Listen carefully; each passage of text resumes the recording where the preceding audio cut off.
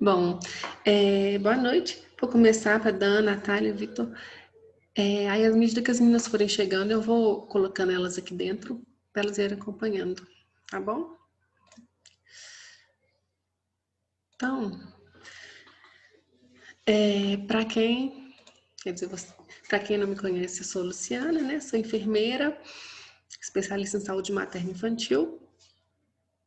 E nessa aula eu vim dividir um pouquinho com vocês sobre os cuidados que a gente tem que ter de primeiros socorros com os nossos pequenos, pensando muito em acidentes domésticos, né, situações mais comuns que podem acontecer e que qualquer pessoa está sujeita a passar por elas com uma criança. Não necessariamente com uma criança, mas nosso foco aqui hoje, né, são os pequenos. E então, vamos falar mais voltado para eles mesmo. Mas são situações e cuidados que podem ser usados com qualquer pessoa, vocês vão ver.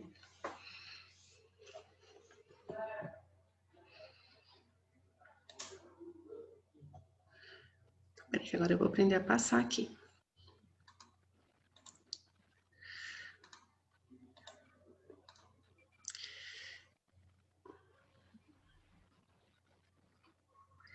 Bom, então vamos lá. Aqui eu vou trazer um pouquinho de informação para vocês, né, que é um dos motivos que eu acho que é de extrema importância todo mundo, a gente saber como reagir em situações, de acidentes. Até parece que nunca mexi com isso. Bom, as maiores causas de acidentes relacionados à idade que a gente tem hoje, e esses são dados que eu tirei da Sociedade Brasileira de Pediatria, no final eu vou deixar o link de acesso para esse artigo, e um outro site que eu usei, a referência que é bem bacana, é que de 0 a 1 ano de idade, as maiores causas de acidentes são quedas, né, principalmente do trocador. Na hora de trocar a fralda, às vezes sem querer a gente vai pegar uma coisinha ali na cama e deixa a criança deitada sozinha. A gente acha que ela não rola até a hora que ela rola a primeira vez, né? E às vezes a gente só descobre quando tem um acidente. Da cama, que às vezes deixa a criança dormindo sozinha também, sem proteção, ou mesmo a criança maiorzinha já passa por cima da proteção. Do colo, né, do nosso colo, que é às vezes junto. Da própria altura também, principalmente as crianças que estão em fase assim, aprendendo a andar, ficando em pé. Depois vem a asfixia, sufocação ou aspiração de corpos estranhos, intoxicações, queimaduras, principalmente água quente e cigarros.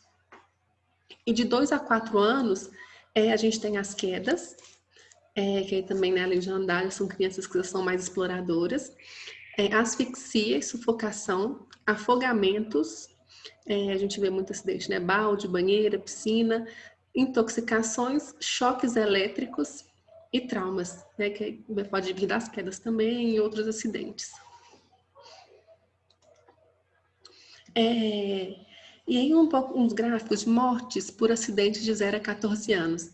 E aí a gente pode ver que de 0 a 14 anos, as maiores causas de mortes de crianças e adolescentes são acidentes de trânsito, né, aqui 30%, e em segundo lugar são mortes por afogamentos e depois vem sufocação. Né? Então, assim, são causas bem grandes essa porcentagem, então saber como agir nessas situações pode ser a diferença de vida para essa criança, para esse adolescente. E aí, por idade, aqui já separado por idade, que aqui é no geral, esse primeiro gráfico de pizza. O segundo, por idade, a gente pode ver que crianças menores de 1 ano, a maior causa de mortes que a gente tem hoje é por sufocação. E aí a gente pode ter, às vezes, uma criança que engasga enquanto está mamando, pode ter crianças que ficam no berço com cobertores, aqueles protetores de berço, e outros, né, muita coisa nos berços, entre outras coisas. E de 1 a 14 anos, a gente já tem os afogamentos. De 1 a 4 anos, desculpa, a gente já tem os afogamentos, sendo mais do que de sufocação. E as causas de internação, a gente pode ver que quase metade das causas de internação de crianças e adolescentes de 0 a 14 anos é por causa de quedas. Você pode ver quase metade do nosso gráfico, 46,7%. E aí, separado por idade, mesmo independente da idade, a gente pode ver que as quedas estão sempre em maior quantidade aqui nos gráficos de 0 a 14 anos. E é o que a gente mais assusta, né? Com o bebê, caiu, bateu a cabeça, o que é que faz? Então, vamos começar falando sobre o que fazer quando a gente tem uma queda, um acidente, né, com a criança. Primeiro de tudo, né, a gente vai colocar compressas de gelo no local. Vai pegar o bebê, a criança vai acolher e vai observar se há alguma presença de fratura, de lesão, por exemplo, um braço, uma perna, se machucou, se cortou. E aí, se tiver alguma ferida, tiver com algum machucado sangrando, a gente vai fazer uma compressão com um paninho ou então com uma gaze. E a gente sempre evita o uso de algodão nessas situações, porque o algodão solta fiapo. Então, se você coloca um algodão numa ferida, ele pode soltar fiapinhos e depois para tirar, dificulta a limpeza dessa ferida. E a gente vai observar as crianças nessas próximas horas, né, ficando atento aos sinais de alerta. E o que é que seriam esses sinais de alerta? Ou seja, nem sempre a gente vai precisar correr com a criança para o hospital, assim, né, por causa de uma queda. Então, esses sinais de alerta, eles vão ser desmaio. Então, se a criança caiu, bateu a cabeça, perdeu a consciência, mesmo que seja por alguns, né, segundos, normalmente é o que acontece nessa situação, ela teve uma convulsão após a queda. Se for bebês maiores,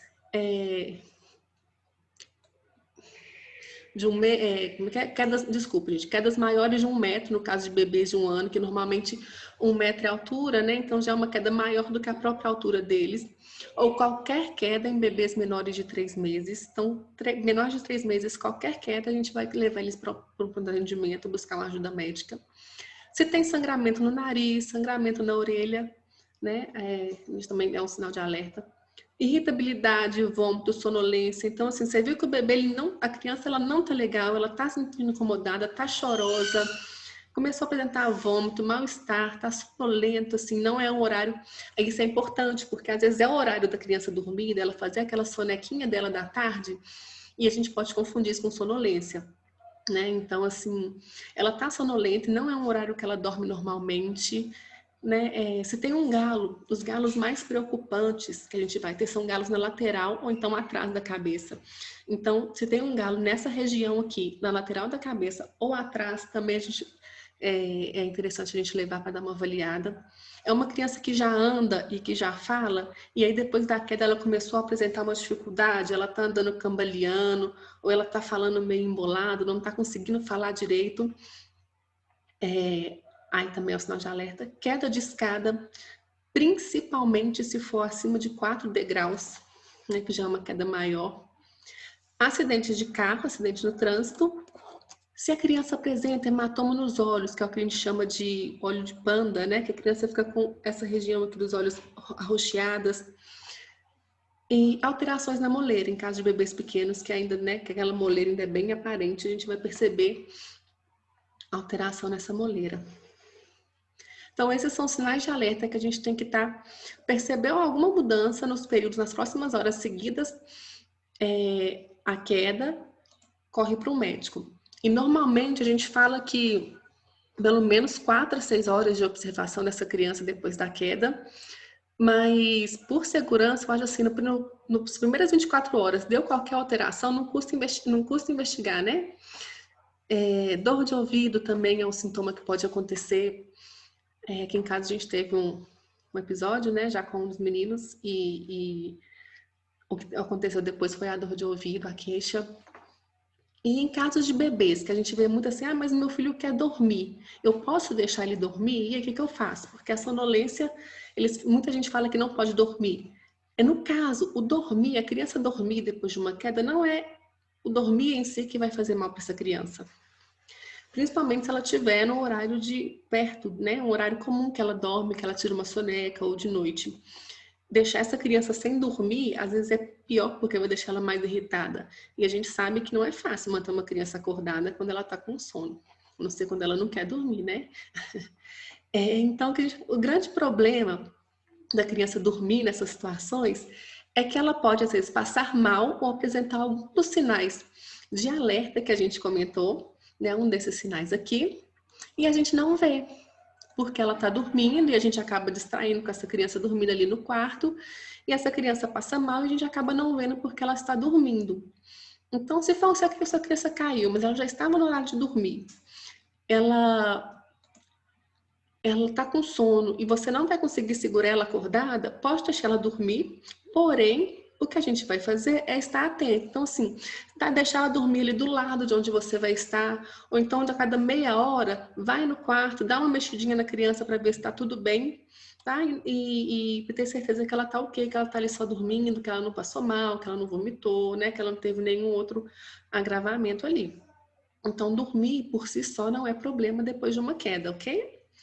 A criança, se ela tiver com sono, ela vai dormir, pode dormir, desde que a gente esteja atenta e que a gente vá lá de tempo em tempo ver essa criança, conferir se está tudo ok, né? Se ela está tranquila, não está passando mal.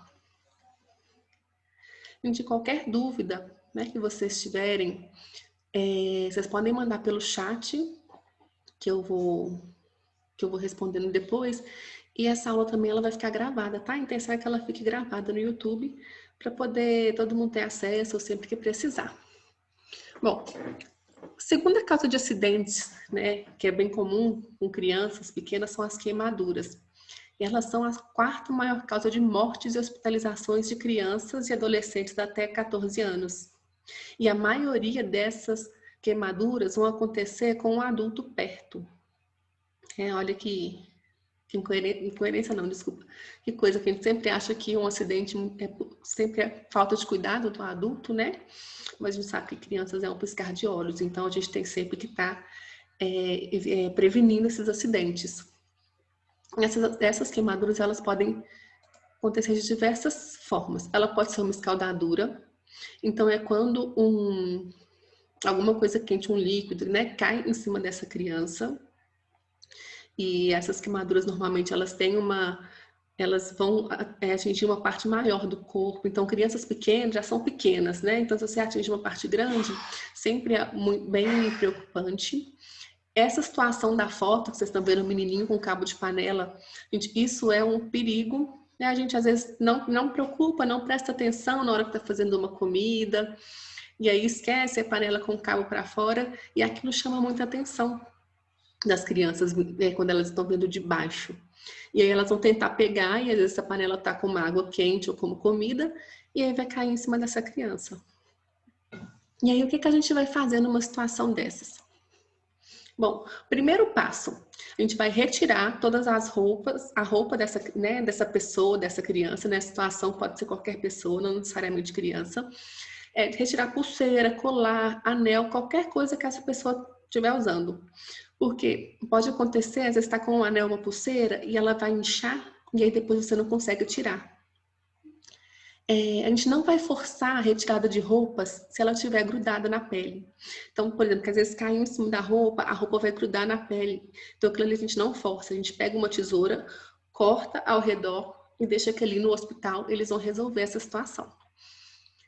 Colocar sobre água corrente fria em abundância, que essa situação, quando a gente coloca em água fria, ajuda a diminuir a profundidade da lesão ali. Então, qualquer queimadura, coloca na água fria e deixa ali. Pode deixar muito tempo, né? Não é um pouquinho não, é para deixar embaixo da água corrente.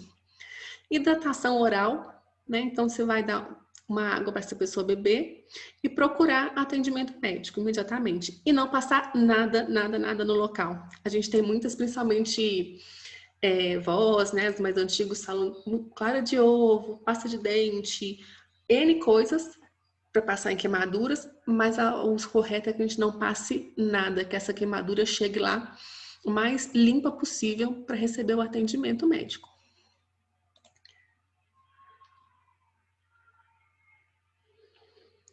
Sim, Dani, é um perigo. Aqui em casa, a Jojo, às vezes, ela já tentou uma vez sentar na tampa do fogão. Olha as ideias, a ideia da criança. Então, a gente tem que ficar de olho mesmo, sabe? Cozinha é um lugar que é muito perigoso. Quem tiver a possibilidade, às vezes, de colocar aquelas cerquinhas, né? Para a criança não entrar, é bem interessante mesmo. E não adianta, porque eles estão vendo a gente mexer no fogão, né? Eles estão vendo a gente cozinhar, eles vão querer fazer junto, eles vão querer ajudar, né? Eles vão querer imitar o que a gente está fazendo. E então, né, não é tão simples quanto simplesmente queimaduras com fogo. E aí, nesse caso, né, fogo que a gente fala é o fogo mesmo. Então, é abafar o fogo, né, com o uso de cobertores, casacos, toalhas, a gente vai cobrir o nosso corpo, o corpo de quem tiver com a gente, principalmente com a de fumaça. E se tiver ainda fogo na casa e bastante fumaça, a gente vai abaixar e vai tentar caminhar por baixo dessa fumaça, em casos de incêndios, né, de maior proporção.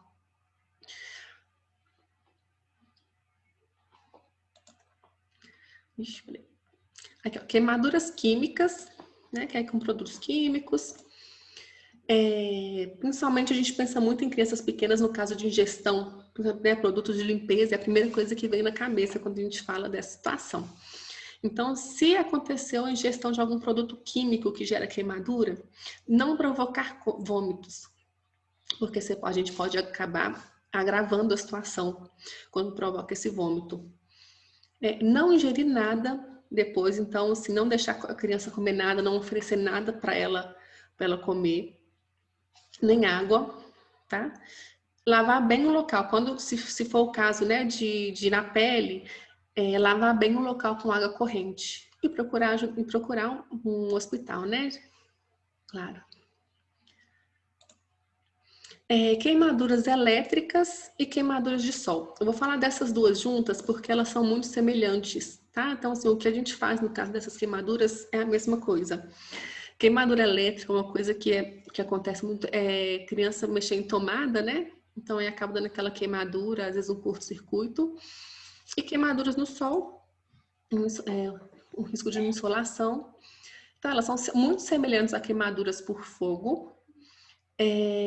Então, a gente vai observar se há presença de bolhas ou não, porque as queimaduras, elas podem ser de 1º grau, 2º grau ou 3º grau. E aí vai depender de quão profunda nas camadas da pele essa queimadura foi. Se foi só assim na camada mais superficial, é uma queimadura de 1º grau. Se atingiu a 2ª camada, uma queimadura de 2º grau, já aquela queimadura que dá uma bolha. E as mais profundas, né, são as de 3º grau. Normalmente, as queimaduras de 3º grau, elas não doem tanto quanto as queimaduras de 2º grau. Então, às vezes as pessoas, por não estarem doendo tanto, às vezes não acham que é tão grave, mas não dói justamente porque a queimadura, ela atinge o tecido nervoso. Então, acaba sedando, entre aspas, né? Por isso que não tem tanta dor, essas queimaduras que são mais profundas. Então, né, no caso, manter hidratação oral, então dá bastante líquido para essa pessoa, para essa criança.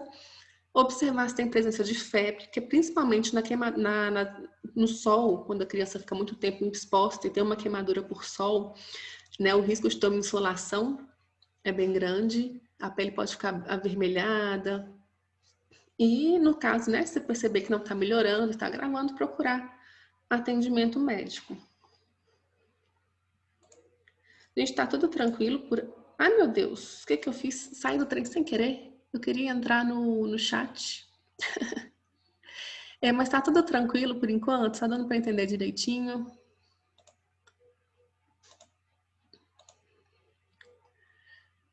E voltamos. Deixa eu só voltar aqui. Pronto. Se eu estiver indo muito rápido também, vocês podem me dar puxar o freio aí, que às vezes eu vou falando rápido. Convulsão. Convulsão é outra situação que às vezes assusta muito, né, as mães. Principalmente quando a gente fala de convulsões febris, que a gente tem muito medo, quem tem, né, medo de febre. Na maioria das vezes, os episódios, né, de convulsão, eles são rápidos e são autolimitados. Então, eles vão começar, vão ali acontecer, vai chegar no pico e eles vão regredir, vão parar. A convulsão febril, ela tem uma prevalência maior em crianças entre 6 meses e 6 anos de idade. E ela é uma doença, né, ela é uma convulsão benigna, que a gente chama. E o que é que isso significa? Ela não traz prejuízos para essa criança. Ela assusta muito, né? Porque a gente vê uma criança tendo uma convulsão, principalmente quando a gente não está preparado, e essa criança, né, já não está muito boazinha, a gente assusta muito. Mas ela, normalmente, ela não traz nenhuma complicação e nenhum risco para a criança. Tem muito a ver com genética, né? Então vamos lá, o que é que a gente vai fazer numa situação de convulsão?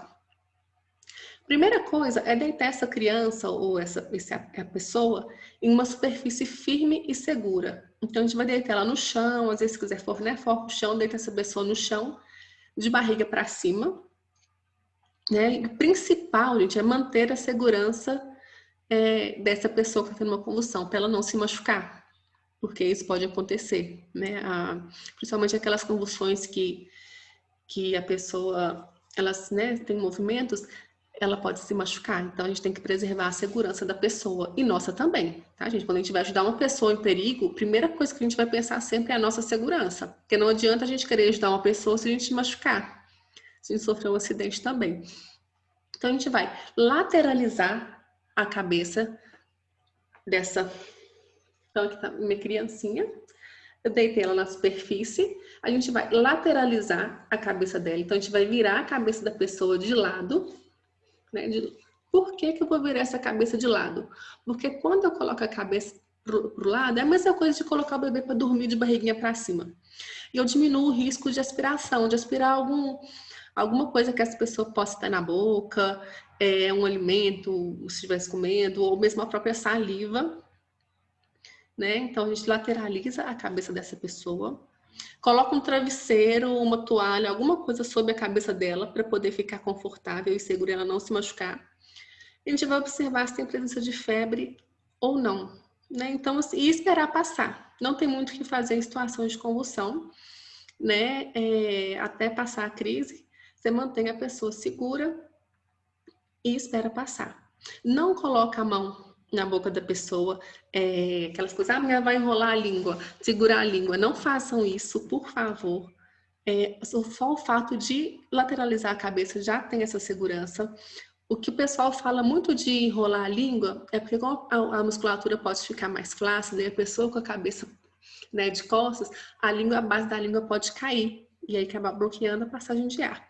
Mas não tem que segurar a língua, é perigoso inclusive porque a pessoa perde a noção da força, né? Não tem controle dos movimentos, pode acabar mordendo essa pessoa que estiver tentando segurar a língua e aí causa outros problemas.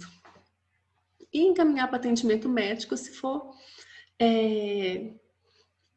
necessário, né? Se for uma situação, normalmente uma situação nova, primeira vez, já vai levar, né? A convulsão febril é interessante, a primeira vez que acontece, sim, né? Levar ao médico, ele vai orientar. Alguns médicos gostam de fazer uma pesquisa para ter certeza que a convulsão foi somente por causa da febre, mas a partir dali também já orienta como deve proceder. Outra coisa que é muito interessante com relação à convulsão febril é que ela não acontece porque a temperatura da criança está muito alta. A gente tem essa impressão, né? A gente tem essa ideia de que é porque a temperatura está muito alta e aí por isso vai dar a convulsão. Ela vai acontecer por causa de uma mudança brusca de temperatura, seja para mais ou para menos. Então, ela pode acontecer porque a temperatura da criança subiu de uma vez ou porque ela caiu de uma vez. Então, uma criança com febre, na hora que a gente vai também dar um antitérmico e ter algum cuidado para baixar essa febre, a gente também tem que ter o cuidado para não baixar essa febre muito rápido, porque se a febre baixa rápido demais e a criança tiver já uma tendência à convulsão, pode ser o gatilho para acontecer. Então, quando a gente fala assim, dá um medicamento para febre ou dá um banho, a gente nunca dá as duas coisas de uma vez. A gente sempre faz uma coisa ou dá um banho para ver o que vai acontecer e depois de um tempo a gente dá um medicamento ou vice-versa. Tem uma mensagenzinha aqui. Sim, Dani, é por isso que não pode dar banho frio. Porque se a gente coloca a criança num banho frio, a gente pode justamente causar uma queda muito rápida dessa temperatura. Então, se a gente vai dar um banho numa criança com febre, a gente dá um banho em temperatura mais ambiente mesmo, né? Um banho morno para frio, mas nunca é um banho frio. E também é banho rápido. A gente não pode colocar a criança numa banheirinha, por exemplo, deixar a criança ali brincando por muito tempo. Também não, esquecer da criança. Ah, fica aí até a febre baixar. São banhos mornos para frio, né? E rápidos também. Por esse motivo. Espera aí que eu não vi a última mensagem. Por nada, amor. Vamos ver a próxima aqui. E aí, né, o mais temido de todos, que são os engasgos, que é o que a gente mais conversa, mais vê, principalmente crianças que mamam, às vezes engasgam na hora que está mamando, ou criança pequena que já coloca as coisas na boca, desculpa. Então vamos lá, o que fazer em situações de engasgo? A primeira coisa é manter a calma. De qualquer situação, né? Não só no engasgo, mas é porque no engasgo depende mais da gente fazer algo, manter a calma, por mais difícil que seja, porque na hora a gente esquece tudo, parece. E vamos lá. São duas situações que podem acontecer quando uma criança engasga. Ela vai engasgar e vai começar a tossir e chorar, ou ela pode não ter reação nenhuma. Então, se a criança engasgou, seja com leite, seja com uma comida, e ela começou a tossir e a chorar, isso é um bom sinal, porque se tem choro e se tem tosse, é porque tem ar entrando. E é um mecanismo de defesa nosso, né? A tosse. As crianças têm esse mecanismo, tanto que a gente vê muito na introdução alimentar, a gente fala do reflexo de Gag, que é justamente que eles têm esse reflexo mais anteriorizado, justamente como proteção. Ixi, nós estamos acabando o nosso tempo. Agora, se a criança não reage, ela não está tossindo, ela está tentando tossir, não consegue, está tentando chorar e não consegue, e começa a ficar mole no colo, começa a ficar com a boquinha roxeada, aí é uma situação de engasgo, a gente precisa fazer a manobra de desengasgo.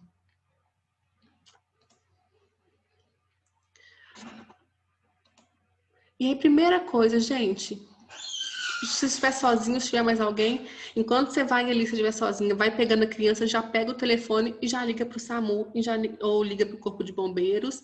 Primeira coisa, sempre, sempre, sempre, chamar ajuda. Não deixa a ajuda para depois. A ajuda é a primeira coisa que a gente faz numa situação dessas. Não tentar tirar o objeto se ele não estiver visível. Então, assim, às vezes a pessoa vai com a mão na boca da criança e vai procurando o objeto que está engasgando para tentar tirar. Se o objeto não estiver fácil de ser retirado, a gente não faz isso, porque a gente corre o risco de empurrar esse objeto mais profundo na garganta e aí piora mais ainda a situação. Se ele estiver ali, você abre a boquinha, tá vendo o brinquedo, você consegue tirar fácil? Ok, mas somente se tiver segurança para isso. Tá? Na dúvida, é melhor não fazer. Então, vamos lá. A manobra de Heimlich, que é a manobra usada para desengasgo. Em bebês menores de 1 ano, às vezes até um pouquinho maior, se ainda couber no braço ou couber na perna, o que a gente vai fazer? Vou pegar aqui o meu bebezinho e a gente vai posicionar agora essa criança no nosso braço, dessa forma. Né? Então, se você é destro, você posiciona no braço esquerdo ou vice-versa. Então, posicionei a criança aqui, os meus 2 dedos segurando aqui na mandíbula e ele apoiado no meu braço, com a cabecinha mais baixa. Se tiver facilidade, mais facilidade, pode colocar na perna também, dessa forma, apoiado na perna ou no braço, como for mais fácil na hora para você. Enquanto a criança couber no braço, né, a gente pode fazer dessa forma. Então, coloquei aqui e eu vou dar 5 tapas firmes entre as escápulas, ou seja, entre as asinhas da criança, aqueles 2 ossinhos. Então, eu faço 1, 2, 3, 4, 5. E esses tapas, eles não são retas, eles são tapas como se estivesse dando um empurrãozinho mesmo, olha. 5 tapas. E aí eu viro a minha criança de volta. Ela desengasgou? Beleza, né? Tá tranquilo. Agora, ela não desengasgou, eu vou fazer as compressões. Então, eu vou vir com a minha mão, 2 dedos, crianças menores de 2 anos, entre os mamilos e vou apertar 5 vezes. 1, 2, 3, 4, 5. A criança desengasgou? Beleza, tranquilo, bora lá, né? Esperar a ajuda, o atendimento médico. A criança não desengasgou? A gente vai repetir o processo quantas vezes forem necessárias. Né? Até ela desengasgar ou até a ajuda chegar. Normalmente, idealmente, até a ajuda chegar. Em maiores de 1 ano, essa manobra, maiores de 1 ano ou crianças que já ficam em pé, maiorzinhas, né? A manobra, ela é igual a que a gente faz com adultos. Então, eu vou vir com uma mão, né? Uma mão fechada e a outra mão por cima. Vou colocar aqui na altura do estômago da criança e vou fazer as 5 compressões, de baixo para cima. Mesma coisa, não desengasgou, faça as compressões. A criança maiorzinha, ao invés de usar os 2 dedos, a gente usa uma mão. Então, a gente faz a compressão com uma mão. Vamos ver. Isso, Danúbia.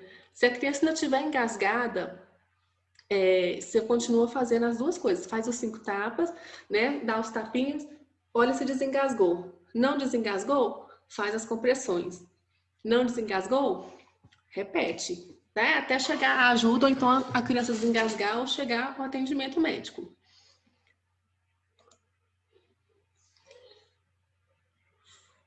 E aí, quando... Uma dúvida, né, que a gente tem é quando que a gente deixa de fazer a manobra de desengasgo e passa a fazer uma reanimação, né? Reanimação cardiopulmonar RCP. Quando a criança tá ali fazendo o movimento de desengasgo. Não, com leite também. Com leite é o mesmo procedimento, tá? É a mesma coisa. Ele vai sair o objeto, vai sair o leite, a comidinha que ela tiver engasgado. É o mesmo procedimento, é o mesmo processo. Tá? Normalmente, o leite, normalmente, quando a criança é pequenininha, só, né, às vezes só com esse movimento, normalmente eles já voltam. Assim, mas é o mesmo processo. Aí você tá ali fazendo a manobra de desengasgo, mas a criança apagou, né? Porque até então a criança tá ali acordada tentando reagir. Que aí, de repente, a criança, desculpa, ela desacordou, parou de tentar reagir. E o que a gente vai fazer? Aí é hora da gente fazer a manobra de RCP. E aí, como é essa manobra com crianças? A gente vai fazer... O que nós vamos fazer? A gente vai deitar essa criança numa superfície firme. Então, aqui, ó. A gente imagina que essa criança está no chão, tá, gente? Deitei a criança no chão. É uma superfície firme. Não adianta ser colchão, porque o colchão é mole. Então, o ideal é que seja no chão. E eu vou fazer as 30 compressões entre os mamilos. Bebezinhos pequenos, 2 dedos. Crianças maiores, né? Uma mão. Então, vamos fazer 30 compressões. 1, 2, 3, 4, 5, 6. Fiz 30 compressões. A gente avalia se o corpo estranho está fácil de ser retirado. Não tá, a gente não mexe. Fez as compressões, a criança ainda não reagiu. A gente vai fazer a ventilação. E aí uma coisa interessante é que se a criança for conhecida, a gente pode fazer essa ventilação, respiração de ventilação tranquila. Se for uma pessoa desconhecida, a gente fica só nas compressões, ok? A gente não faz respiração boca a boca em pessoa que a gente não conhece. Questão de segurança mesmo. Então, fiz as 30 compressões, a criança não reagiu. Vou fazer 2 ventilações. Com a minha boca, a gente vai tampar a boquinha e o nariz da criança, que a criança pequenininha, né, o bebê, a gente consegue tampar tanto a boquinha quanto o nariz. É igual nessa imagem mesmo que está aqui embaixo, vocês podem ver esse moço fazendo na criancinha. E a gente vai ventilar 2 vezes. E não é soprar fraquinho não, tá, gente? A gente tem que ver o peitinho da criança movimentando. Soprou 2 vezes. Criança não reagiu, volta a fazer as 30 compressões. e 2 ventilações. Se tiver 2 pessoas para ajudar, a gente pode fazer 15 compressões e ventilou 2 vezes. Agora, tá? Que a gente vai repetir até a criança reagir ou então a assistência especializada chegar. Sempre. Opa.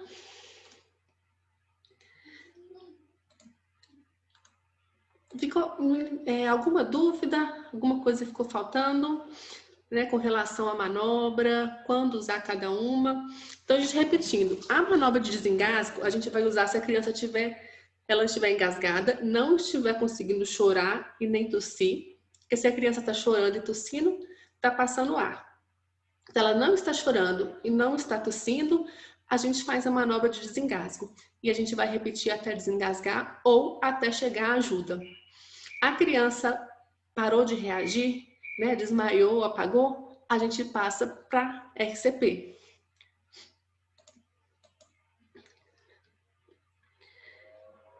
E aí essas manobras podem ser feitas, né, com engasgo de objeto, de comida, de leite materno, qualquer situação dessas. Com adultos, com crianças, bebês, crianças e adulto. Também, acho que dá para ver que é a mesma, as crianças maiorzinhas, né, o processo é igual ao processo que a gente faz com adultos. E a grande diferença de crianças para adultos é que a gente usa as 2 mãos para poder fazer as compressões ao invés de uma só. Certinho? Então, gente, eu espero que tenha sido esclarecedor para vocês, que eu tenha conseguido tirar dúvidas e que não aconteça, né? E a gente tem que lembrar sempre que, eu vou falar rapidinho que está acabando o nosso tempo. A prevenção é o melhor, né, dos acidentes. Mas que a gente sabe que às vezes os acidentes acontecem, mesmo a gente estando de olho 100% na criança, e aí a gente saber como agir pode ser a diferença da vida dessa criança.